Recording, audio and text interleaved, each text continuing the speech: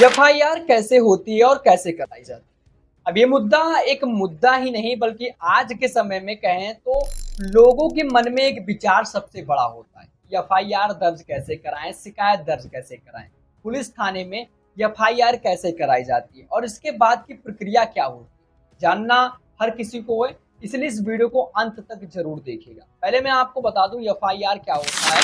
यानी कि एफआईआर होता है फर्स्ट इंफॉर्मेशन रिपोर्ट। ये आपको बता दें एफआईआर का रिपोर्ट होता है, यानी कि एफआईआर का फुल फॉर्म होता है फर्स्ट इंफॉर्मेशन रिपोर्ट। और ये दर्ज कराने की प्रक्रिया क्या होता है और दर्ज कराने के बाद क्या होता है, शिकायत जब करा देते हैं लोग तो इसे दर्ज कराने के लिए आपको क्या क्या सिस्टम होना है और क्या कि केवल पीड़ित व्यक्ति ही एफआईआर दर्ज करा सकता है, इस डाउट को भी आज मैं आपके साथ क्लियर करने वाला हूँ। तो इन सभी चीजों को आज हम आपको 5 स्टेप में बताने वाले हैं। पहले स्टेप में हम जानने वाले हैं शिकायत दर्ज कैसे करें, एफआईआर दर्ज होती है तो उसके बाद क्या होती है, और एफआईआर की कॉपी जो आपको मिलती है उसके बाद आपको क्या होती है, क्या एफआईआर केवल पीड़ित व्यक्ति ही करा सकता है, क्या एफआईआर केवल एक लोगों के ही प्रति कराई जा सकती है और एफआईआर में कितना समय लगता है। इन सभी चीजों के डाउट को आज मैं आपके सामने क्लियर करने वाला हूँ। तो मैंने आपको पहले बता दिया एफआईआर का मतलब होता है फर्स्ट इंफॉर्मेशन रिपोर्ट, जो कि अपराध, भाई किसी ने भी अपराध किया आपके साथ, मान लीजिए लूट हो चुका है, किसी ने अपराध किया है, आपको किसी ने मारपीट किया है आपके साथ, या फिर कोई भी जुर्म अपराध होता है, साइबर अपराध होता है, उसके लिए आप एफआईआर कराना चाहते हैं और आपके साथ ऐसा कुछ हुआ है तो आपको एफआईआर दर्ज कैसे कराना है। तो पहला काम तो आपका सबसे पहले यही होगा, ये तो मुझे बताने की कोई जरूरत नहीं थी लेकिन मैं बताऊंगा। पहला काम ये होगा कि आपको अपने संबंधित जो आपका क्षेत्र है जहां भी आप रहते हैं, जो नजदीकी थाना है वहां पर आप जाएंगे। अब वहां पर जाएंगे तो एफआईआर कौन दर्ज कराएगा, कौन दर्ज करेगा और कैसे दर्ज किया जाएगा। तो पहला स्टेप में बात करने वाला हूं शिकायत दर्ज करें। आपको पहला काम ये करना, आपके साथ कोई अपराध हुआ है, पहले आप थाने में जाएं, नजदीकी पुलिस थाना जो है, आपको शिकायत दर्ज करना है। सबसे पहले आप पुलिस को पूरी घटना सही सही बताते हैं, करते हैं आप ऐसे हैं कि आपके साथ जो भी हुआ, एग्जाम्पल लेंगे, मेरे साथ ऐसा कोई अपराध हुआ, मेरा पैसा चोरी हो गया, तो मैं जाऊंगा पहले थाने में, सबसे पहले पुलिस को सही सही घटना बताऊंगा और पुलिस आपकी शिकायत लिखती है और यदि मामला संज्ञेय अपराध का है तो एफआईआर दर्ज की जाती है। यानी कि मामला अगर ऐसा अपराध का है तो यही एफआईआर दर्ज की जाती है।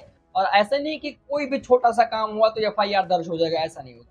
और एफआईआर दर्ज आपके समय, एफआईआर दर्ज करते समय आपको दो चीजों को और ध्यान देना है। जब आप एफआईआर दर्ज कराते हैं तो एफआईआर दर्ज करते समय आपको एफआईआर की जो लिखा जाएगा वो आपको पढ़ने का मौका दिया जाएगा। यानी कि आप उसे पढ़ लीजिए। अब पढ़ते हैं एफआईआर तो उसमें आपको सबसे लास्ट में आपका सिग्नेचर, हस्ताक्षर किया जाएगा। यहीं पर आप ध्यान दीजिएगा। अगर आपको लगे कि ये मामला जो मैंने बताया है वो सही सही सब लिखा होगा तो ही आप सिग्नेचर करिए, अन्यथा की दृष्टि में आप कोई हस्ताक्षर मत करिए। आपको कोई जबरदस्ती नहीं कर सकता है, आप जो बताएंगे। और एफआईआर करते समय, एफआईआर दर्ज कराते समय अगर आपके पास कोई प्रूफ है, वीडियो है, एडवांस मतलब जो आपका मतलब एविडेंस है, वो सब चीज को भी जमा कर देंगे तो आपकी एफआईआर और भी मजबूत हो जाएगी। अब आपको पहला स्टेप में ये करना है कि आपको सबसे पहले शिकायत दर्ज करना है। आपको सेकंड स्टेप यानी कि दूसरे स्टेप में एफआईआर दर्ज होती है और उसके बाद क्या होता है, तो एफआईआर दर्ज होने के बाद उसे एक यूनिक नंबर दिया जाता है। अब ये यूनिक नंबर क्या होता है, इसी नंबर से पूरे मामले को आगे कार्रवाई होती है। मान लीजिए 12/368, 12/440, एक यूनिक नंबर कर कुछ भी रख लीजिए। मेरा नाम सौरभ है तो मेरा नाम जब सौरभ है तभी तो लोग मुझे जानेंगे कि हाँ ये सौरभ जा रहे हैं। इसी तरह से एक यूनिक नंबर दे दिया जाएगा जिससे पता चल जाएगा कि ये फलाने का एफआईआर है, फलाने की एफआईआर कॉपी है। तो ये आपको सबसे पहले ध्यान देना है और आपको यूनिक नंबर आपको भी पता चल जाएगी। अब एफआईआर की कॉपी जब आप एफआईआर करा देते हैं, अब उसके बाद आपको दो कॉपी होती है। पहला मैं आपको बता दूं, तीसरे स्टेप में आपको बताने वाला हूँ, एफआईआर की कॉपी लेना होता है आपको। अब एफआईआर की कॉपी आपको कोई शुल्क नहीं जमा करना है, कोई पैसा नहीं देना। एफआईआर की कॉपी वो खुद देंगे और एफआईआर की कॉपी मुफ्त होती है, उसमें आपको कोई पैसे वगैरह नहीं जमा करना है कि जब आप पैसा जमा करेंगे तो यही एफआईआर की कॉपी आपको दी जाएगी, ऐसा नहीं है। एफआईआर दर्ज होने के बाद उसकी एक प्रति कॉपी मुफ्त में लेना आपका अधिकार है। और इसे भविष्य के लिए सुरक्षित रखें, इसे भविष्य के लिए भैया सुरक्षित रखें। आप आपका जब कोई ऐसा काम पड़ेगा तो आप एक प्रूफ रख सकते हैं कि हाँ हमने एफआईआर दर्ज कराई है। और एफआईआर देखिए, आपने मान लीजिए एक आपको एक एग्जांपल देता हूँ, एफआईआर आपने दर्ज करा कर आया आपने कि उन्होंने हमारी पैसे को चोरी कर लिया, ऐसा मान लीजिए। अब वो उठे आपके उल्टे कर दें कि आपने उनके पैसे को चोरी कर लिया, तो ये आपके पास प्रूफ होगा, देखिए मैंने एफआईआर दर्ज लिखा कर आई थी, ऐसा लिखा कर आया था। ये चीज होती है, तो इसे आप भविष्य के लिए सुरक्षित रखें। और आप देखिए ऐसा सिस्टम पहले क्या था, रजिस्टर उठाना पड़ता था, लेकिन अब ऑनलाइन सिस्टम है भैया, कुछ नहीं करना है, केवल आपको सही सही ढंग से जानकारी बता देना। अब आपको अगले स्टेप में, यानी कि चौथे स्टेप में, मैंने आपको 3 स्टेप में आराम से बता दिया। अगले स्टेप में क्या करना है, पुलिस जांच शुरू करती है। अब पुलिस जांच शुरू करती है तो क्या जांच के 24-25 घंटे के बाद तुरंत जांच जांच भैया एफआईआर एक बार दर्ज हो जाए आपकी, जांच शुरू, मतलब जांच शुरू। और अब पुलिस सबूत जुटाती है, गवाहों की बयान लेती है, घटना स्थल का निरीक्षण करती है और जरूरत पड़ने पर आरोपी से पूछताछ की गिरफ्तारी कर सकती है, यानी कि आरोपी से पूछताछ से या गिरफ्तारी भी कर सकती है। एफआईआर दर्ज कराने के बाद ऐसा मामला हो सकता है, तो जो जरूरत पड़ेगी उस हिसाब से पुलिस अपना काम करेगी।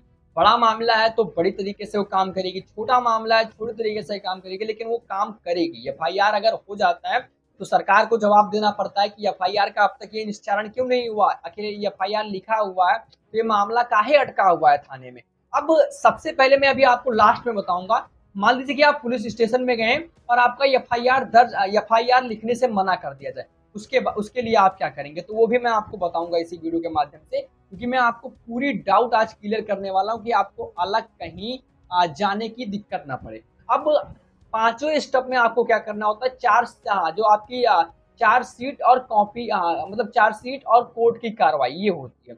अब ये क्या होता है, देखिए मैं आपको थोड़ा सा बताने का प्रयास करूंगा। जांच पूरी होने के बाद, जांच हो गई आपका, गिरफ्तारी जो मतलब जो अपराध किया था वो सब कुछ हो गया। अब जांच पूरी होने के बाद पुलिस जो चार्जशीट अदालत के लिए दाखिल करती है और इसके बाद कोर्ट में मुकदमे की सुनवाई शुरू होती है, मतलब कोर्ट में मामला चला जाता है। पुलिस ऐसा नहीं है कि एफआईआर दर्ज कराती है तो पूरा मामला, वो चार्जशीट होता है वो भैया कोर्ट में दाखिल करती है और उसके बाद कोर्ट में मामला पहुंच जाता है। जांच पूरी होने के बाद पुलिस चार्जशीट अदालत को दाखिल कर देती है और उसके बाद कोर्ट में मुकदमे की सुनवाई शुरू होती है और कानून के अनुसार फैसला दिया जाता है। जिस तरह से भैया जिसने अपराध किया है उसी तरह से फैसला हो जाता है। तो मैंने आपको क्या बताया, पहले स्टेप में एफआईआर आपको पहला दर्ज कर, आपके साथ कोई भी जुर्म हुआ एफआईआर दर्ज कराना। अब एफआईआर दर्ज आप थाने में कराने जाते हैं और एफआईआर दर्ज करने से मना करते हैं। अब आपको साफ साफ मना कर दिया कि ऐसा है कि हम एफआईआर दर्ज नहीं कर पाएंगे, बस यहीं पर आप रुक जाइए। तो अब आप घबराने लगते हैं, आपको समस्या होने लगती है कि ऐसा है कि यार एफआईआर दर्जवा नहीं होगा तो हमारा ये कमवा क्या होगा, बहुत बढ़िया से होगा। आपको एफआईआर दर्ज नहीं होता है भैया, एसपी को आप लिखित शिकायत कर सकते हैं, आप एसपी को लिखित शिकायत करें और आप ये ऑनलाइन कर सकते हैं। और एफआईआर दर्ज की भी सिस्टम ऐसा हो गया कुछ राज्यों में कि आप घर बैठे पुलिस को इन्फॉर्म दे सकते हैं, आप लिखित शिकायत, और कहीं कहीं ईएफआईआर की सुविधा भी है। अब ईएफआईआर और एफआईआर में बहुत अंतर है। ईएफआईआर जो होता है साइबर अपराध वगैरह में आ जाता है, ये कुछ राज्यों में है और भी कुछ राज्यों में नहीं है, तो ये अलग अलग राज्यों में ईएफआईआर वाला और एफआईआर वाला। तो मान लीजिए पुलिस आपको एफआईआर करने से मना कर दे तो आप एसपी को शिकायत लिख सकते हैं। अब बात आती है एसपी भी मना कर दे, ये डीएम हो गए एसडीएम, उनको शिकायत लिख दीजिए। अब वहां से भी आपको भैया सिस्टम नहीं बन रहा है, आपको लगता है कि ऐसा है कि थाने में ऐसा हो रहा है कि हमारे खिलाफ ही सब कुछ मामला, मतलब हम पीड़ित हैं उसके बाद भी हमारी सुनवाई आपकी नहीं हो रही है। अब आप ऐसा करेंगे, एसडीएम को लिखित पत्र लिखेंगे, ऐसा नहीं हो पाएगा, वो भी नहीं कर पाएंगे सही से, ढंग से सुनवाई नहीं हो पाती। अब आपके सामने जिला अदालत में जाइए, आप कोर्ट का दरवाजा खटखटाइए, वहां पर भी आपको दिक्कत आए, सुप्रीम कोर्ट हो गया, इलाहाबाद हाई कोर्ट हो गया, कई सारे अदालत हैं, आप अपने प्रदेश के अदालत में जाइए, वहां पर भी आप दरवाजा खटखटा सकते हैं। तो ये एफआईआर की ये प्रक्रिया होती है और जब पूरी जानकारी आ जाती है, पूरा निकल कर पुलिस क्या करती है, जांच तभी शुरू करती है जब आपकी एफआईआर लिख जाती है। और एफआईआर लिखाते समय मैंने जो आपको बात ध्यान दिया है, एफआईआर को पढ़ेंगे आप खुद, आप पढ़ने लायक हैं, इसीलिए कहते हैं एफआईआर वगैरह करने जाओ किसी एक शिक्षित व्यक्ति को साथ में लेकर जाओ, वो एफआईआर जिस तरह से हो जाएगा उसी तरह से कार्रवाई की जाएगी। ये मैं आपको लिख कर देता हूँ। और ऐसा होता है जब ये चार्जशीट वाला मामला होता है, पूरा मामला होता है, तो चार्जशीट और कोर्ट की कार्रवाई के मामले में ऐसा होता है, जो भी होता है प्रक्रिया होती है कोर्ट करने लगती है। एफआईआर को आपको ढंग से देखना है, ये सब चीज़ आपको सही से देखना होगा। ये सब चीज़ मैंने आपको जो जानकारी बताई है बहुत महत्वपूर्ण जानकारी थी। मैं आशा करता हूँ कि जानकारी आपको बहुत ही बेहतरीन तरीके से समझ में आई हो। अगर आपको जानकारी बेहतरीन तरीके से समझ आई हो, वीडियो को लाइक कर दें, चैनल को सब्सक्राइब कर दें, कमेंट बॉक्स है, अपनी राय दे दीजिए। इस वीडियो को अंत तक आपने देख लिया होगा और बिल्कुल मैं आशा करता हूँ कि जिस तरह से मैंने आपको समझाया, समझ में भी ज़रूर आया होगा, और समझ में आया हो, एक लाइक कर जाइए, कमेंट बॉक्स में अपनी राय बता कर जाइएगा। मिलते हैं अपने किसी नए वीडियो में, तब तक के लिए जय हिंद, वंदे मातरम।